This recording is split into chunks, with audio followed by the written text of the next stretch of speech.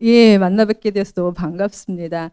한 가지 정정하자면 저는 목사님은 아닙니다. 여기 UMC에서 예, 과정을 밟았었는데요. 이따가 제가 말씀드리겠지만 제가 롤러코스터를 좀 이렇게 타는 인생이었는데 이렇게 하얀길에서 예, 안수를 받을 수 없는 예, 상황에 결국은 예, 프리즈를 하고 한국에 갔는데 기간이 너무 지나서 예, 안수는 받지 못했고요. 다른 사항들은 아마도 다 맞는 것 같습니다. 이렇게 귀한 자리에 초청해 주셔서 너무 감사하고요. 사실 제가 학생 때나 지금 선생일 때나 원칙이 하나 있습니다. 수업을 빼먹지 말자. 그래서 사실 제가 지난 10년 동안 강의를 단 한 번도 빠뜨린 적이 없습니다.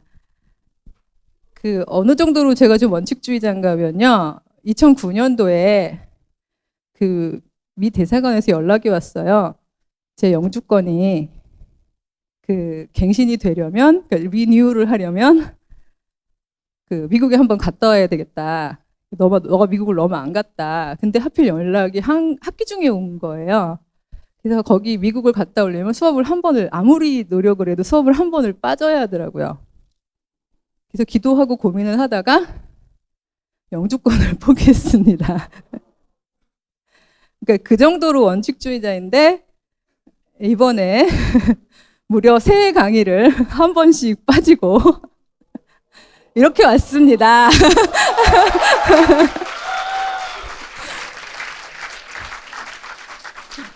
이거는 제가 리뉴해야 될 것 같아서 영주권은 포기해도 근데 그래도 나름 요즘에는 기기가 많이 발달해서 해당 분량을 75분씩 다 이제 제가 녹화를 해서 온라인 강의실에 올리고 왔더니 이제 학생들이 지금 굉장히 싫어하고 있어요. 휴강인 줄 알았더니 그러면서 다들 유유하고 지금 막 올리고 있는데요. 그럼에도 불구하고 너무나 오고 싶었고 또 부름이 강하게 느껴졌던 이유는 초청해 주신 분들의 간곡함도 있었지만 보스턴이 저에게는 굉장히 많은 기억들을 불러일으키는 공간입니다. 그냥 그저 단순한 말로 제2의 고향 이렇게 얘기할 수 없을 만큼 너무나 많은 기억들이 그리고 이 안에서 있었던 또 굉장히 많은 체험들이 그냥 저를 불렀던 것 같습니다. 그래서 꼭 오고 싶었고요. 그래서 1994년도 가을 학기에 박사과정을 하기 위해서 처음 한국에서 비행기를 타고 이렇게 내려서 로간 에어포트를 빠져나가면서 이제 그때는 25살이었어요. 그래서 밖에 라이드를 주시는 분 차 안에서 밖을 보면서 막 깔깔깔깔 웃으면서 영화 같아요. 밖에 있는 사람들이 다 미국 사람이에요. 이렇게 웃었던 기억이 납니다. 그랬더니 라이드를 주시던 분께서 그러시더라고요. 네가 외국인이야.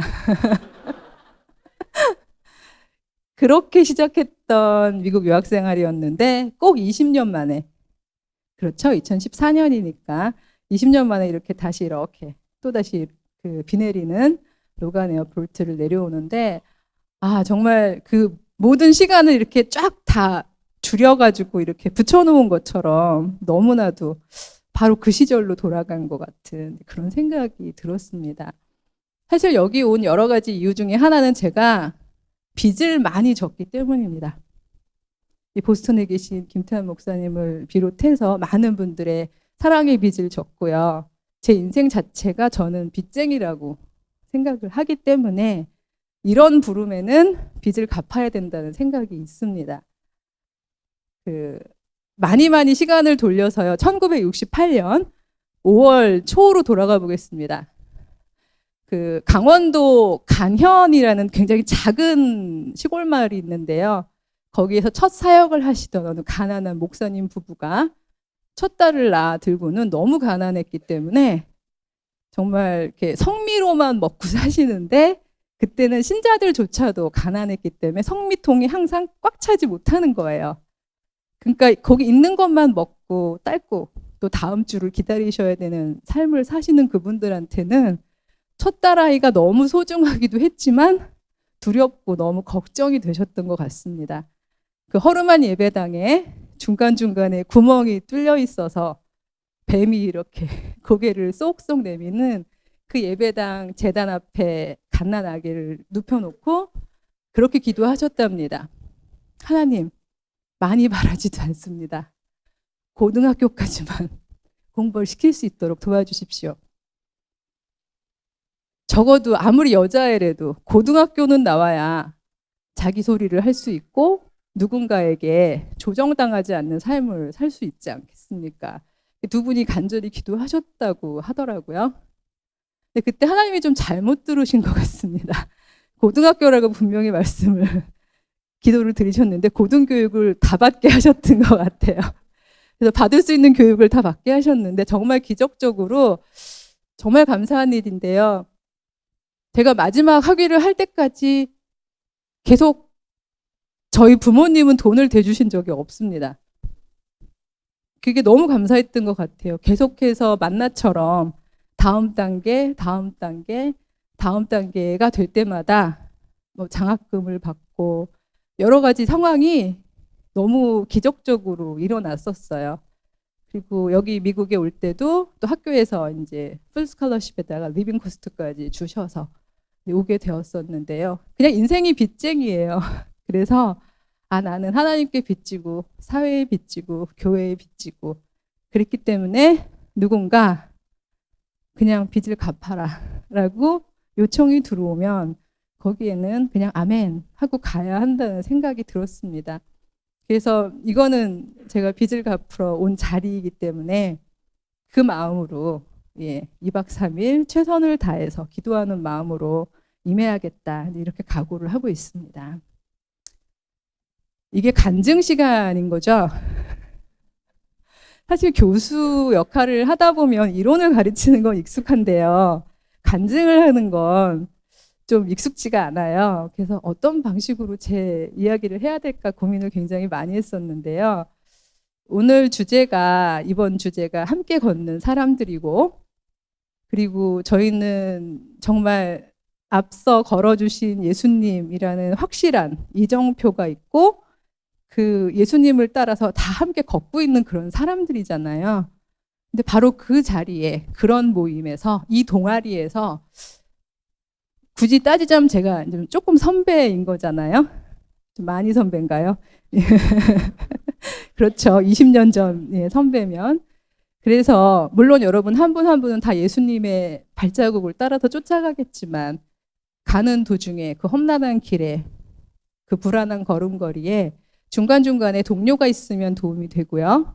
또 앞서 걸어가는 선배들이 있으면 위로와 위안과 격려가 되죠. 우리 선배가 저기 걸어가네? 그러면서 따라갈 수 있으니까.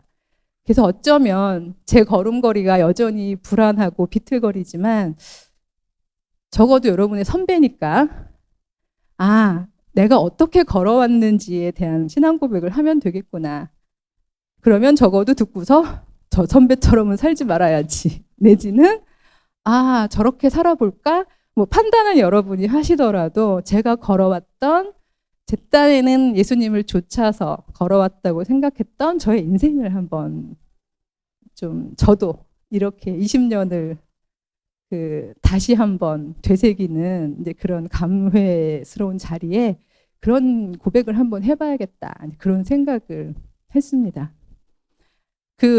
이런 자리에서 이런 얘기하면 괜찮은지 모르겠어요. 저는 이제 대학생들을 많이 만나다 보니까 대학생들 용어를 굉장히 이렇게 많이 알아요. 근데 여러분 요즘 젊은이들은 기승전결이라고 얘기를 안 하고요. 기승전병이라고 얘기를 하는데 이 병이 무슨 뜻인지 아세요? 아무도 모르시나요? 유학을 너무 일찍 오신 건가요? 좋은 예쁜 단어가 아닙니다. 병맛.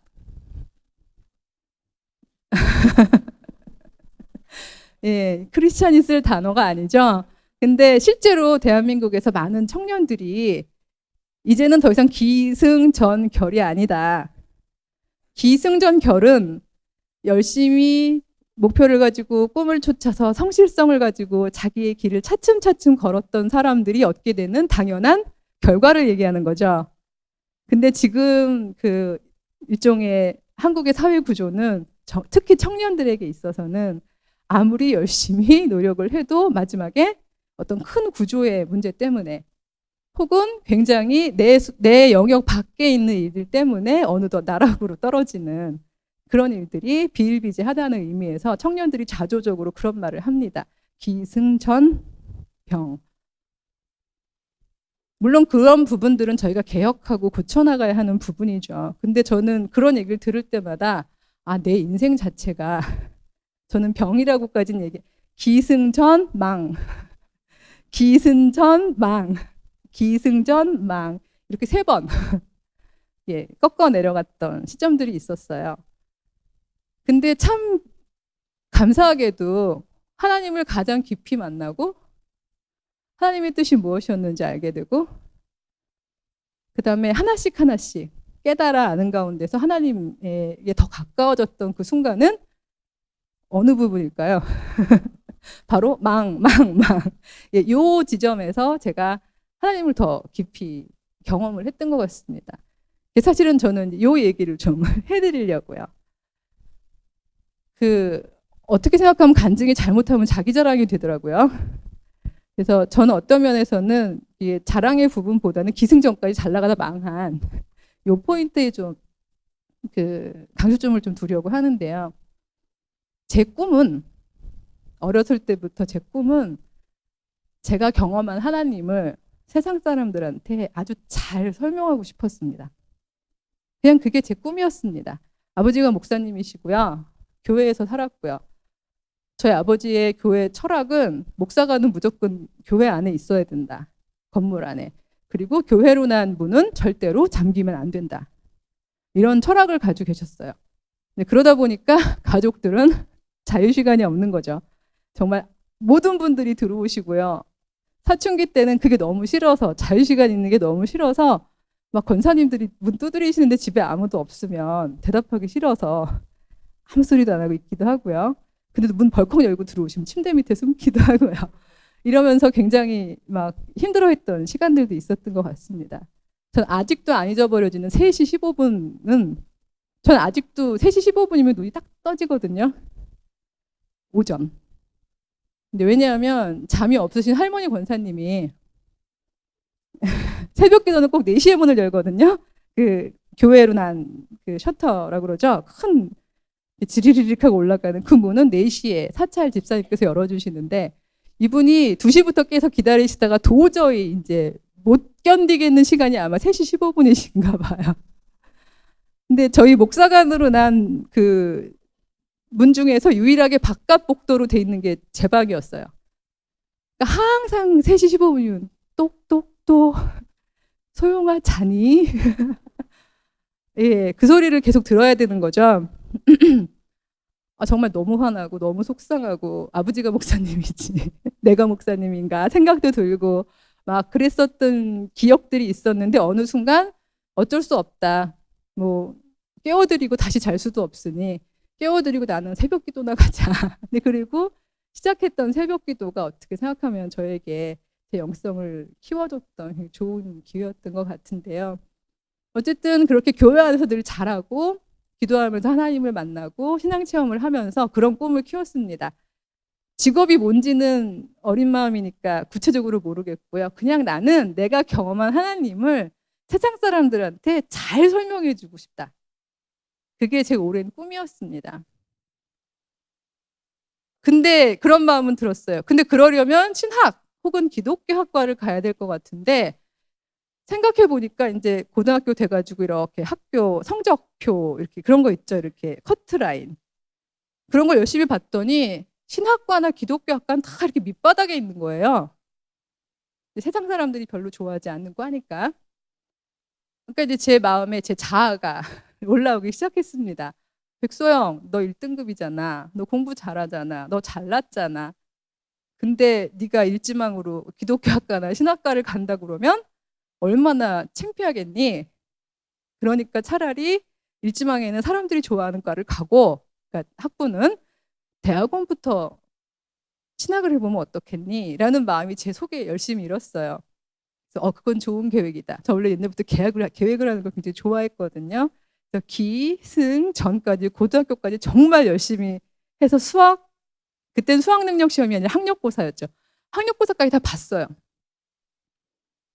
보고서 이제 내일 원서를 쓰는 날인데 이제 하나님, 제가 여차저차해서 일지망이지망 제 이제 이화여대를 쓰기로 이제 결심을 하고 일지망, 이지망은 뭐를 썼고요. 혹시 몰라서 삼지망으로 기독교학과를 썼습니다.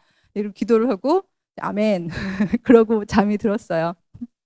근데 새벽에 자꾸 제 귓가에서 하나님께는 첫 열매를 드려라. 그런 음성이 자꾸 들리는 거예요. 그래서 막 다시 누웠는데 이게 뭔 소리야? 이러는데 자꾸 하나님께는 첫 열매를 드려라. 그래서 한 3번쯤 울려서 벌떡 깼어요. 사무엘도 아니면서.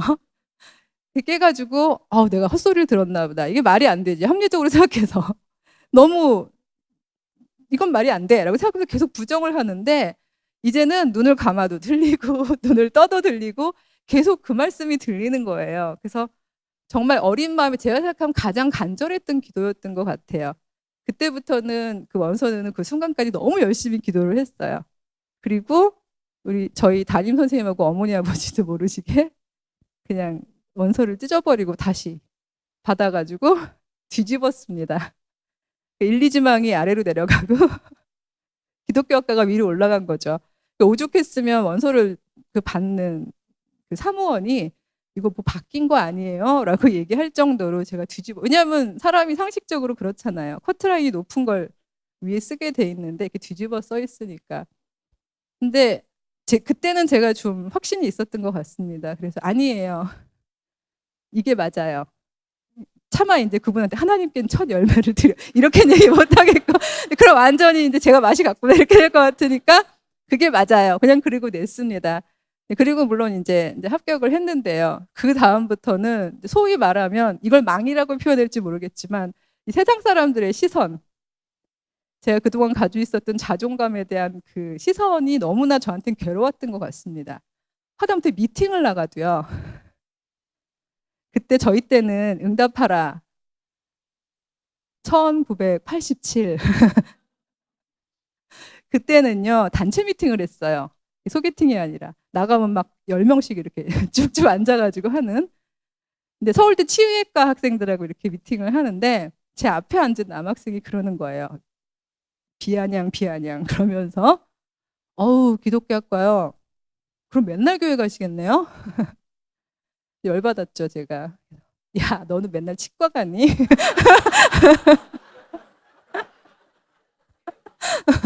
뭐 그렇게 나름 임기응변으로 넘기긴 했지만 어쨌든 뭐 주변에서도 그렇고 다들 이렇게 어린 19, 20살이 겪기에는 자존심이 상하는 그런 일들이, 그러니까 이걸 망이라고 표현하기는 우습습니다만 어쨌든 세상적으로 볼 때는요 그런 일들이 많이 있었습니다.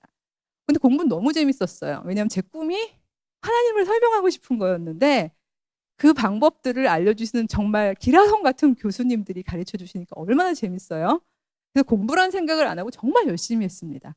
이제부터의 기승전은요. 너무 열심히 하고 막 공부한 것 말고 수업 끝나면 바로 도서실로 가가지고 선생님이 말씀하신 거 더 찾아보고 더 열심히 공부하고 정말 열심히 공부했더니 대학교 졸업을 하는데요. 참 재밌는 일이 생긴 게 13년 동안 이화여대가 단대 수석만 뽑았지 전체 수석을 뽑은 적이 없대요. 근데 갑자기 홍보과에서 우리 학교가 요즘에 너무 어텐션을 못 받는다. 이번 1991학년도 졸업생들 중에서는 아예 전체 수석을 뽑아서 홍보를 빵빵하게 해서 이화여대를 좀 알려야겠다라고 결정이 났대요. 그래가지고 결정을 해서 이제 다 알아봤더니 제가 제일 성적이 좋았던 거예요. 예, 와 해주셔도 됩니다. 아니에요, 뭐 거기까지는 아니고요. 근데 졸지에 저는 어이없게 여기저기 막 학교 차원에서 그랬기 때문에 너무나 많은 데를 불려다녀야 되는 거예요. 24살에 갑자기. 24살이 맞나요? 23살. 그래서 막 인터뷰도 하고 막 기사에도 뜨고 막 난리가 났어요. 뭐 심지어는 뭐 21세기에는 무슨 일을 하시겠습니까? 막 포부 막 이런 거 쓰고.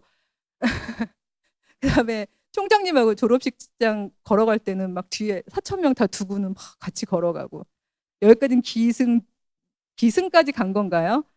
그래서 대학원을 그 승승장구해서 올라가고 막 정말 이 세상에서 제가 제일 잘난 줄 알았죠. 그렇게 막 올라가서 사실은 그 결과로 비유해서 사실은 좋은 성적도 있었고 이랬으니까 아마 장학금도 주시고 그렇게 배려를 해주셨던 것 같아요. 그래서 저는 더군다나 94년도에 이렇게 비행기를 타고 내려올 때는 이 세상을 다 가진 것 같았습니다. 나는 여기서 이제 정말 훌륭한 학자들과 멋진 신학을 해서 한국에 돌아가면 정말 이렇게 반짝반짝 빛나는 신학자가 되어야지라고 생각을 하고 있었어요. 근데 이렇게 전까지 가다가 자, 망한 쪽은 어딜까요? 이번에는 어느 순간에 망 하고 떨어질까요? 상상이 안 가세요? 공부는 잘했다니까요. 결혼과 출산. 제 인생의 계획이 없던 거였는데 어쨌든 여기 이렇게 김태환 목사님은 다 알고 계세요. 무슨 일이 있었는지. 근데 갑자기 예상치 못했던 결혼과 출산으로 제 인생은 이제 어떤 면에서는 적어도 학업 영역에서는 곤두박질 치기 시작을 했습니다. 잠깐 그 우스갯소리입니다만 저희 남편도 당시에 유학생이었는데요. 아마 제가 내일하고 모레는 뭐 제가 의도했던 건 아닌데 요청이 들어왔어요. 연애를 연애되게 결혼을 결혼되게 예, 뭐 그런 거로 강의를 해달라고 그러셔서 뭐 지식은 있는데 그렇게 제가 연애 코칭을 하긴 힘듭니다라고 말씀을 이제 드렸지만 어쨌든 뭐 제 최선을 다해 볼게요. 근데 그런 얘기를 아마 요청을 해주신 이유는 제가 홀로 보스턴에 와서 보스턴에서 남자를 만나서 그것도 그 보통 여기 형제분들 어리고 풋풋하고 젊은 여자분들을 원하시죠? 차마 못 밝히시겠나요? 근데 대부분 공부하러 오는 여학생들은 자기 계획을 가지고 오기 때문에 나이들이 꽉 찼죠. 그렇죠. 그러니까 서로 기대치가 다른 거죠. 그래서 아마도 주최 측에서 요청을 하실 때는 혼자 관연한 여자가 와서 무려 6개월 연하의 남자와 결혼을 한 그 노하우를 좀 쉐어링 하라는 건가? 라는 생각을 하기도 했습니다만 그 노하우는 저한테 있지 않고 사실은 저희 남편한테 있습니다. 근데 아니 뭐 그거 노하우 그딴 게 아니라 저희 남편도 본인 입장에서는 이제 망이라고 생각했을 거예요. 근데 왜냐하면 저희 남편은 MIT에서 이제 기계공학 그 박사과정을 밟고 있었는데 그 캠브리지 한인교회에서 신앙생활 훈련을 했었어요. 근데 그 이전에 즉 교회에 그 교회라는 곳을 다니기 전에 한 2년 정도 이제 사실은 이제 쭉 그 전까지는 쭉 무신자였던 거죠. 교회를 다니기 전에 같은 랩에 있는 선배가 너무 신앙이 좋은 선배가 있었대요. 근데 그 선배의 일거수일투족이 아무리 불안해도 상황이 아무리 흔들려도 너무 평안해 보인다는 거예요. 그리고 늘 말끝마다 여호와 하나님의 뜻대로 자꾸 막 이렇게 신앙적인 얘기를 막 하면서 하나님께서 나에게 갈 길을 보여주실 거야. 이런 얘기를 하니까 그 선배가 너무 이상해서 이렇게 관찰을 하기 시작했대요. 왜냐하면 이성만이 작동하는 공간에서 웬 신앙 고백? 그러면서 열심히 기록을 하기 시작했는데 정말 기록되며요. 정말 하나님의 뜻인지 하나님의 인도하심인지 모르겠지만 그 선배가 인생이 너무 잘 풀리더래요. 그래서 뭔가 있는 것 같다 싶어서 형 나도 교회를 나가볼까? 그랬더니 형님이 그러더래요. 아무개야 너 인생의 목표가 뭐니? 목표요? 2가지예요. 뭐니? MIT PhD를 따서 모교 교수가 되는 거예요. 2번째는 정말 기가 막히게 예쁜 여자랑 결혼하는 거예요. 이 2가지가 인생 목표라 그러더래요. 그때 그 선배가 그러더래요. 아무개야 그게 정말 네 인생 목표고 그 2가지를 이루고 싶다면 너는 절대로 교회에 나오지 마라. 그랬더니 이상해. 왜요? 왜요? 그건 하나님이 안 들어주시나요? 네가 교회에 나와서 정말로 하나님을 만나면 네 목표가 바뀐다. 그러니까 이 두 가지는 이룰 수가 없다. 목표가 바뀌면 뭐로 바뀌나요? 더 좋은 걸로 바뀌지. 그래서 욕심이 많고 셈이 많았던 저희 남편은 더 좋은 것이라는 말에 교회를 나왔고 하나님을 만난 덕분에 이 두 가지를 다 포기하고 저와 결혼을 하게 된 거죠. 그래서 정말 재미있는 그 에피소드들이 많았는데요. 어쨌든 저희 남편은 역시 지금도 하나님 우선주의를 이제 걷고 있는 중이라서 그의 인생도 들쑥날쑥 힘들지만 어쨌든 둘이 아주 외로운 영혼이던 상황에서 교회 터전에서 더군다나 새벽 기도를 열심히 하다가 만났던 귀한 그런 인연이었습니다. 그때 무슨 이유였는지 개인적인 이유로 사실은 한두 명이 다니기 시작했던 새벽 기도가 아름아름 한 친구가 더 조인하고 한 친구가 더 조인하고 나중에 숫자가 너무 많아져서 목사님께서 교회 버스를 다 빌려주셨습니다. 그래서 학생들끼리 같이 운전해 가면서 그렇게 새벽 기도를 하던 그런 커플이었고 갑자기 그 버스에서 커플이 많이 나왔습니다. 이게 노하우인가요? 제가 아는 커플만 해도 굉장히 많이 나왔는데요. 어쨌든 거기까지는 전이라고 치더라도요. 남편은 졸업을 했고 그다음에 달라스에 잡을 얻어서 가게 되었어요. 저는 제 생각에 저는 아직 보스턴에서 학위를 해야 되니까 여보 잘 가. 저는 안 따라갈 생각이었죠. 근데 아무래도 그렇잖아요. 아직까지는 한국적 정서가 남편이 가는데 따라가야지. 그래서 엄격결에 이제 압력에 외세인가요? 외부 세력 그렇죠? 외부 세력의 압력에 의해서 달라스에 가고 아기를 낳고 아기를 키우게 되었습니다. 근데 낳았더니요. 물론 아기 낳아서 키우는 것 자체도 굉장히 힘들지만 낳았더니 애가 좀 이상해요.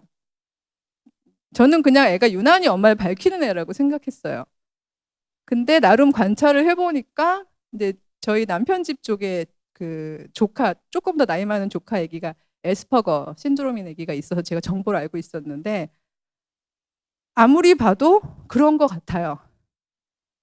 근데 그래서 예전에 열심히 공부하던 방식으로 관련 논문을 막 찾아서 공부하기 시작했는데 증상들이나 여러 가지 행동이 너무나 그런 거예요. 그리고 저는 그 조카가 얼마나 고생을 하고 있는지 알고 있거든요. 이제 사회부적응으로. 근데 논문을 읽어봤더니 그러더라고요. 이제 그런 에스퍼거 신드롬의 경우에 엄마가 됐든 할머니가 됐든 할아버지가 됐던 충분히 믿을 만한 한 사람, 그 사람이 정말 24시간 풀타임 같이 케어하면서 친밀한 관계를 회복해 준다면 동일시한대요. 나라고. 그 상태에서 이 사람이 인스트럭션을 주는 대로 학습을 한다는 거예요. 예를 들어서 사회성이라는 게 그렇잖아요. 이렇게 봐서 눈치로 때려잡아서 하는 거잖아요. 예를 들어 2살일 때 이제 뭐 킨더 뮤직 이런 데 가서 음악을 이렇게 틀어놓고 애들 막 놀면서 뭐 자스카프를 뽑아서 엄마에게 갖다 주세요. 이러면 뭐 애들이 배워서 하겠어요? 그냥 보니까 다 가서 뽑아서 갖다 주는 거니까 우르르 가가지고 이렇게 하는데 그런 자연스러운 행동이 이제 에스퍼거 신드롬의 경우에는 이게 입력이 안 됩니다. 매사의 일상적인 행동이 입력이 안 돼요. 근데 자기가 믿는 그 사람, 본인이라고 생각하는 그 사람이 그거를 충분히 잘 가르쳐 주면 한 번 입력이 되면 이제 반면에 베리에이션이 안 되기 때문에 그 행동 하나에 대해서는 늘 그것처럼 하죠. 교과서적으로. 법 없이도 살 수 있는 사람. 예를 들어서 왜 언젠가 한번 말아톤이라는 영화에서 방구는 나가서 그러면 그렇게 알려주고 나면 꼭 방구는 나가서 끼고 오는 이런 것처럼 그런 식으로 하나씩 사회생활에 대해서 학습을 해줘야 하는 그런 상황이었습니다. 그러니까 일종의 뭐 인간적인 차원에서 제가 원했던 꿈꾸던 학위를 계속 하고 싶었던 그 욕심에서는 두 번째 망이었던 거죠. 그러면서 그 아이를 거의 7년을 풀타임으로 완전히 집중해가지고 이제 아이하고 혼연일치가 되어서 그 댈러스에서 시간을 보냈습니다. 근데 정말 사랑으로 가르쳤지만 한 부분에 너무 뻥 뚫린 거예요. 내가 계속 하고 싶었던 게 있었기 때문에. 그래서 욕심껏 아이가 잠들었을 때는 논문을 좀 끄적끄적 해봤습니다. 선생님한테 보낼 수 있을런지도 모르겠고 마칠 수 있을런지도 모르겠지만 그래도 너무 포기하고 싶지 않았어요. 그래서 밤새 뭐 1시간, 2시간, 사실 밤에 1시간, 2시간 써서 논문이 나옵니까? 끄적끄적 심지어 둘째 아기를 유산할 정도로 몸을 혹사시켜 가면서까지 끄적끄적 해가지고 퍼스트 드래프트를 이메일로 지도 교수님께 보냈더니 이렇게 답장이 왔습니다. This is a garbage. 이거는 쓰레기다. 그리고 뒤에 이어지는 문장은 3년 전에 너의 턴페이퍼들이 이거보다 훨씬 낫다. 그렇죠. 왜냐면 3년 전에는 풀타임으로 혼자서 도서관에 앉아서 쓴 거고요. 이거는 아이를 열심히 키워가면서 1시간, 2시간 짬을 내서 쓴 건데 당연하죠. 그 앉아서 펑펑 울었던 그 망의 시기들이 지금도 사실은 기억이 납니다. 해석은 나중에 하고 3번째 망으로 갈게요. 그래서 저는 영영 내가 그냥 저는 기독교 사회윤리학을 전공했는데요. 전공을 하나님께서 이렇게 쓰시는구나. 사회성이 없는 아이를 하나 붙이셔서 아주 학문적으로 탑재된 엄마가 이 아이를 사회성 좋은 아이로 기르게 하시려나 보다. 그렇게 생각을 하고 있었는데요. 그래도 포기가 안 돼서 진짜 저는 그때 그런 생각, 저는 시간 거지라는 표현을 썼는데요. 아무나 보고 1시간만, 2시간만 주세요.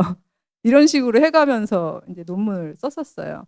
그리고 정말 기적적으로 졸업을 했고, 졸업을 했는데도 달라진 건 없었죠. 왜냐하면 아기가 계속 그러니까. 근데 2005년도에 남편이 한국에 잡이 생겨서 한국으로 가게 됐어요. 그래서 이제 속으로 기회는 찬스다. 친정 엄마의 힘을 빌려봐야겠다. 그런 생각을 하고 있었는데 안 떨어지죠. 아이는 엄마랑 자기를 동일시하기 때문에. 사실은 저는 거북이 걸음을 걸어왔습니다. 2005년부터 학교에서 강의를 하긴 했지만 여지껏 사실 제 스테이터스는 너를 띱니다. 강사였다가 연구교수였다가 또다시 강사였다가 계속 너를 뜨는 인생인데 그건 이유는 간단합니다. 제가 풀타임으로 학교에 올인을 할 수 없거든요. 저는 여전히 아이가 저를 허락할 때만 나가는 이제 되는 상황이었고 그리고 감사하게도 저희 아이가 굉장히 많이 좋아졌기 때문에 지금은 엄마를 되게 서포트를 해줘요. 그래서 이 부분에 대해서 말하자면 엄마랑 아기를 이렇게 분리시키는 자기하고 엄마는 다른 인격체라는 걸 분리시킨 게 상당히 늦었습니다. 한 1년 반 전에야 비로소 분리가 되었고 근데 분리가 된 다음부터는 굉장히 빠른 속도로 성장을 해주더라고요. 그리고 작년에 정말 제가 말씀드렸듯이 한 수업도 빠지지 않고 열심히 했는데 이제 요즘은 학교 시스템들이 대부분 다 이제 기업화되면서 그 여러 가지 면에서 이제 그 효용성을 위해서 이렇게 뭐 3년이나 6년 단위로 계약을 하고 해지하고 계약을 하고 해지하고 이런 식으로 진행이 되거든요. 근데 이제 그 경우에는 잘못이 없어도 그런 일들이 많이 있어요. 효용성 때문에. 근데 작년에 제가 정말 열심히 살았는데 이제 어떤 한 포지션에서 계약 해지가 외부적으로 되면서 제 딴에는 그게 또 하나의 왜냐하면 사람이 그렇잖아요. 이제 강사하다가 연구교수하면 그 다음은 전교수가 되겠지. 이렇게 생각하는 기승전이겠지라고 생각하는 기대치가 있었는데 제 잘못도 아닌 것 같고 어쨌든 알 수 없는 이유로 또다시 또 한 번에 2013년도에 망하고 떨어지는 그런 경험을 했습니다. 그리고 지금은 10년 노력인데 포지션상으로는 다시 비정규직이 된 거죠. 그런 즈음에 리뉴에서 초청이 온 겁니다. 근데 참 신기했던 건요. 리뉴에서 초청이 왔을 때요. 학교에서 제 전공 포지션이 하나가 또 공고가 떴었어요. 근데 둘 사이에 봤더니 공고 일정이요. 1차, 2차, 3차 시험이 있는데 3차 마지막 파이널 면접이 11월 28일인 겁니다. 두 개를 놓고 기도를 굉장히 열심히 했어요. 왜냐하면 이쪽은 직업 안정성은 있는데요. 이 직업을 가지면 제가 기독교는 못 가르치는 거예요. 문화사회학만 가르쳐야 돼요. 계속. 근데 이쪽은 포지션은 강사지만 제가 현대문화와 기독교, 기독교와 세계, 기독교적 세계관, 기독교 사회윤리학 개론 정말 가르칠 수 있는 과목들이 무궁무진하고 실제로 가르쳐 오고 있고 거기서 변화되는 학생들이 굉장히 많고요. 근데 저는 리뉴의 초청이 사실은 거기에 대해서 응답이라는 생각을 했습니다. 그것도 날짜까지 11월 28일 박아서 얘야 포지션은 중요한 게 아니란다. 너의 꿈이 뭐였니? 너가 만난 하나님을 세상에 잘 전하고 싶다는 게 너의 꿈이었다면 세상적인 포지션이 뭐가 중요하니? 그걸 잘 전하면 되지. 라고 말씀해 주시는 것 같았습니다. 그래서 답메일을 써서 갈게요 라고 이야기를 하고 잠이 들었는데 저는 꿈에 좀 주로 꿈에 이렇게 하나님께서 말씀을 해주시나 봐요. 꿈에 그러시는 거예요. 르호봇. 뭐예요? 성경을 많이 읽었지만 얼른 기억나는 단어가 아닌 거예요. 르호봇. 아침에 깨자마자 성경을 찾아봤어요. 르호봇이 뭐였지? 혹시 아세요? 아시는 분 있으세요? 르호봇? 이삭의 우물들이죠. 예, 세 번째 우물. 첫 번째 우물을 파서 열심히 파놓으면 그 땅 거주민들이 다 뺏어가는 거예요. 그래서 싸우지 않고 다시 이동해서 옆 동네 가서 또 다시 열심히 우물을 파면 또 뺏어가요. 그래도 역시 싸우지 않고 돌아가가지고 세 번째 우물을 판 우물이 이름이 르호봇이었습니다. 근데 그 르호봇이 이름이 무슨 의미인가 하면요. 장소가 넓음, 지평, 장소가 넓어서 더 이상 싸움이 없음, 다툼이 없음, 이런 의미라고 써 있더라고요. 해석은 제 몫입니다만 그렇게 해석했던 것 같아요. 아, 좁은 데서 아기다툼 하지 말라는 말씀이구나. 너의 관심의 포인트를 수직축이 아니라 수평축으로 두라고 그러시는 말씀이구나. 너 한 개인이 계속해서 사실 기승전결이라는 이야기는 상당히 수직축적인 사고방식에서 나오는 거죠. 그래서 네가 그런 식으로 자꾸 올라가는 거에 포인트를 두는 거, 그거 하나님이 기뻐하시지 않는다는 뜻이구나. 오히려 하나님의 관심사는 너의 수평축이구나. 너의 지평을 넓히라는 말씀이구나. 장소를 넓게 하라는 말씀이구나. 그 첫 요청은 리뉴구나. 그런 생각을 했던 것 같습니다. 그래서 사실은 저로서는 익숙지 않은 나들이를 요즘에 꽤 많이 해요. 이제 CBS에서 하는 성경사랑방 같은 경우에도 사실 저희 학교가 좀 보수적이어서 그런 교수들이 그런 데 나가는 걸 별로 좋아하지 않습니다. 그리고 아까 우리 소개해 주시면서 대중의 언어로 말을 거는 신학자 했지만 그런 부분에 대해서는 굉장히 싫어하십니다. 왜냐하면 신학자는 학문적으로 말을 어렵게 해야지 권위가 있잖아요. 남들 다 알아듣는 소리로 하면 신학이 아니죠. 그래서 어떤 면에서는 굉장히 아카데믹한 신학을 하기를 많이 원하는 학문 풍토기 때문에 저 같은 경우에는 약간 글쎄요, 이단자까지는 모르겠지만 저 친구는 왜 저러고 다니나? 라는 생각을 하시는 분들이 좀 많은 걸 저도 잘 압니다. 조심스럽죠.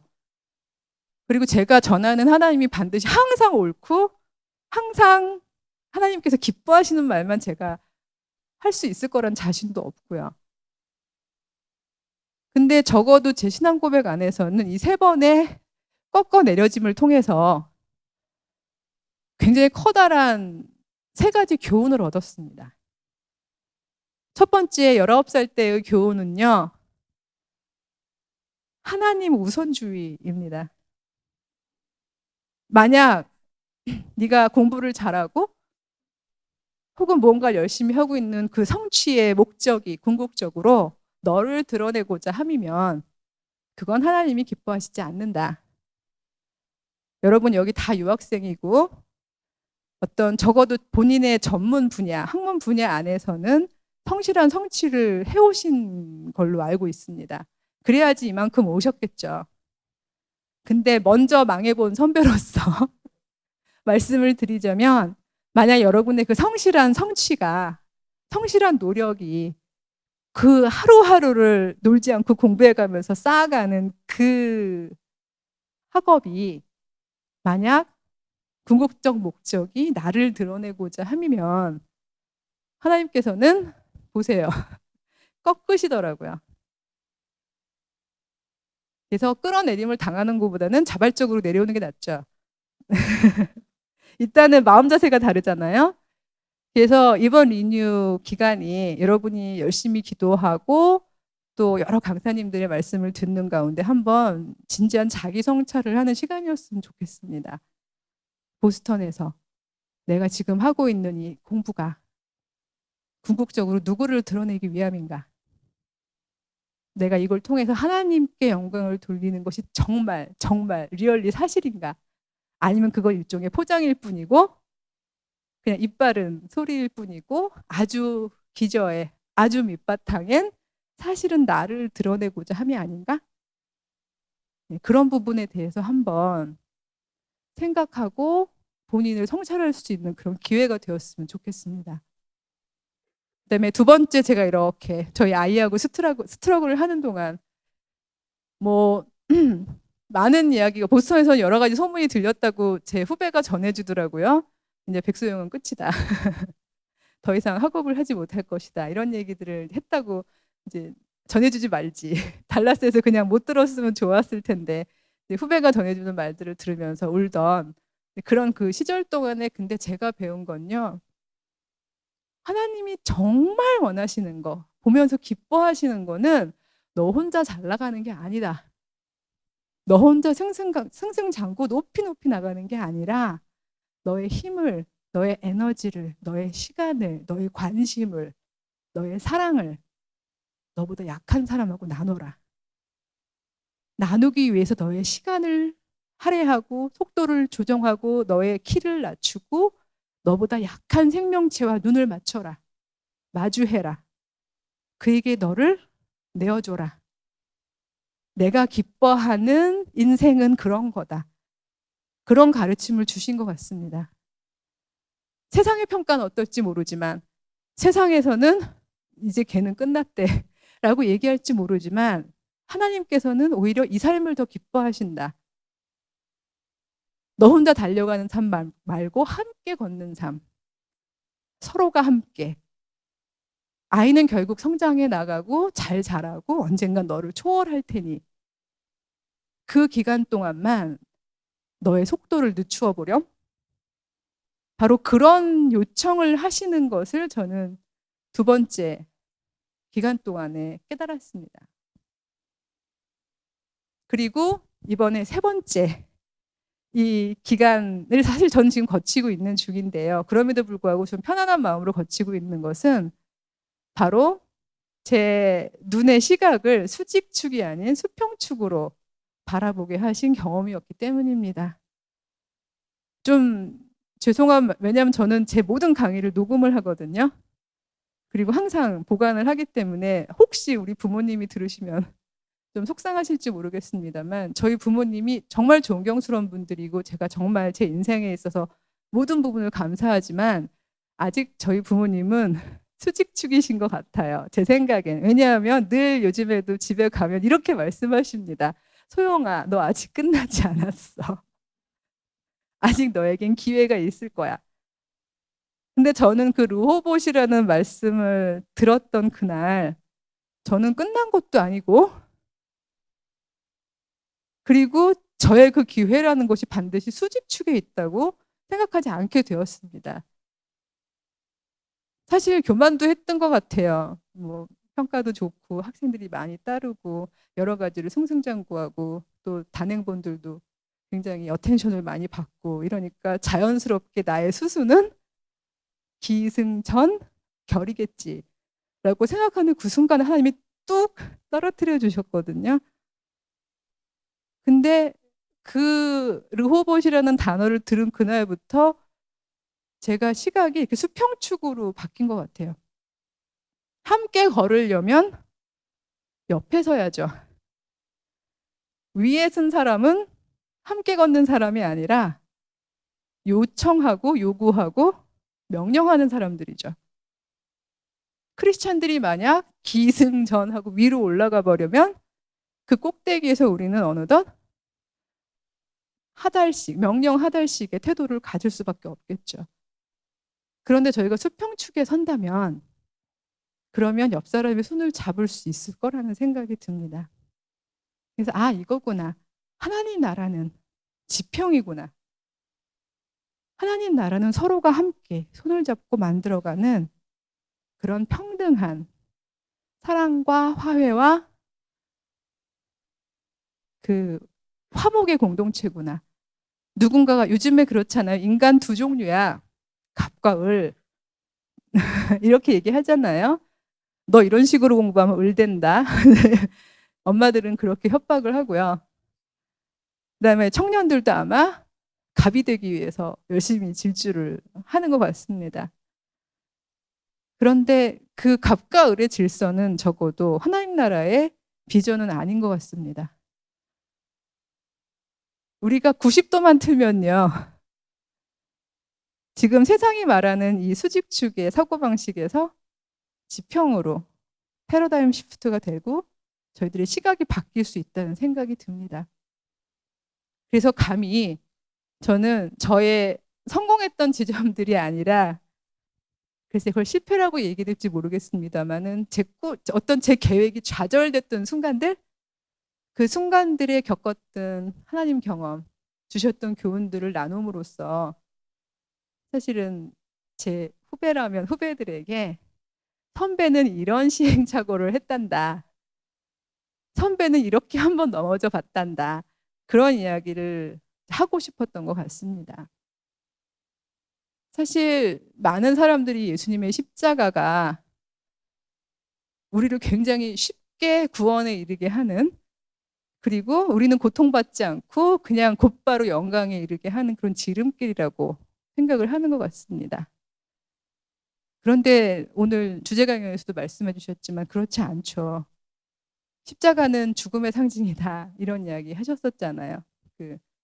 나를 부인하고 나를 내려놓고 예수를 쫓아가는 그 삶은 반드시 세상 사람들이 볼 때 성공이고 성취는 아닐 수도 있다. 이런 이야기를 하셨잖아요. 근데 그런 것과 더불어 제가 마무리를 하면서 한 가지 부탁을 드리고 싶은 것은, 혹시 인터스텔라 보셨어요? 먼 눈에는 뭐만 보인다고. 저는 물리학을 하나도 모르거든요. 근데 인터스텔라를 보고 있는데요. 거기에서 웜홀을 설명해 주는 장면이 나오더라고요. 이렇게 설명을 하더라고요. 제가 설명하는 거 듣고요. 이 중에 혹시 이공계 있으시면 용서하세요. 이론을 몰라요. 이 행성에서 이 행성까지 가는 길은 맞나요? 이렇게 쭉 우주 공간을 타고 가는 길이 있다. 근데 이렇게 하려면 막 몇 억만 광년을 가야 되기 때문에 살아서 가기 힘들다. 근데 여기서 떨리네요. 맞는지. 어떤 그 물리적 힘이든 뭔가 어떤 외부 환경의 변화로 인해서 공간이 접히면 이렇게요. 지금 동그라미 행성이 접혔죠. 접히면 요거를 통과하는, 잘 뚫을 수 있을까요? 네. 이렇게 뚫리면 바로 A 행성에서 B 행성으로 통과할 수가 있다. 요 뚫린 요 구멍이 웜홀이다. 맞나요? 인정해 주세요. 왜냐하면 저는 웜홀을 설명하고자 함이 아닌 게 순식간에 이동하는 거죠. 저는 이걸 딱 보는 순간, 야, 저게 요즘 소위 대세 크리스찬들이 얘기하는 값싼 십자가랑 너무 닮았다. 내 인생의 여정 중에 우린 언제가 우리의 마지막인지 모르잖아요. 예. 이런 얘기하면 너무 방정맞은지 모르겠지만 출국을 하는데 여행자 보험을 들으래요. 그래서 제가 뭐를 들어야 되나요? 그랬더니 보통 중간 거 드세요. 이렇게 얘기하셔서 이렇게 읽어봤더니 사망보험이 중간 거하고 세 번째 거하고 2억이나 차이가 나더라고요. 근데 여행자 보험은 2만 원밖에 차이가 안 나요. 그래서 먼저 기영님 이걸로 할래요. 그랬더니 아 그냥 드는 거래요. 무슨 사고가 나게 모르잖아요. 라고 제가 얘기를 했는데 정말 모릅니다. 입방정인지 모르지만 제가 언제 죽을지 모르죠. 근데 그 인생의 마지막이요. 우린 분명히 태어났고요. 저로 치면은 저희 엄마가 고등학교는 어떻게 좀 했던 바로 그 순간에 태어났고 저희 인생의 마지막이 있겠죠. 근데 많은 크리스찬들이요. 십자가가 마치 우리의 인생 한가운데 이렇게 빵 떨어져서 우리는 아무것도 안 하고 우리는 아무 노력도 안 하고 그냥 거저먹고 하늘나라로 이렇게 직통을 하는 그런 일종의 매직할 슈퍼파워처럼 십자가를 생각하는 것 같습니다. 하지만 예수께서 가르쳐 주셨던 십자가의 길은, 십자가의 삶은 내 인생의 처음부터 마지막 호흡이 다하는 그 날까지를 스킵함 없이 하루하루 나의 한순간 한순간에 점을 찍으면서 성실하게 오늘을 살아내면서 마지막 순간까지를 살아내는 그 길이겠죠. 그리고 예수께서는 임마누엘 그 길 가운데 우리랑 단 한순간도 우리를 버리시지 않으시고 동행하십니다. 그렇기 때문에 여러분이 앞으로 어떤 불안한 혹은 어떤 두려운 어떤 불확실한 일을 당한다고 할지라도 사실은 여러분은 이미 이긴 싸움입니다. 예수님이 동행하실 거고요. 결국은 여러분의 마지막 순간에 다 성실하게 살아난 뒤에 가는 하나님 나라 그 온전한 영생의 삶을 누리실 수 있기 때문입니다. 그래서 선배로서의 부탁은 쉽게 가려고 그러지 말고 점프하려고 그러지 말고 높이 가려고 하지 말고 하나님 나라의 지평축을 바라보면서 오늘 하루를 성실하게 은혜로 살아냈으면 하는 그런 바람을 가져봅니다. 예, 감사합니다.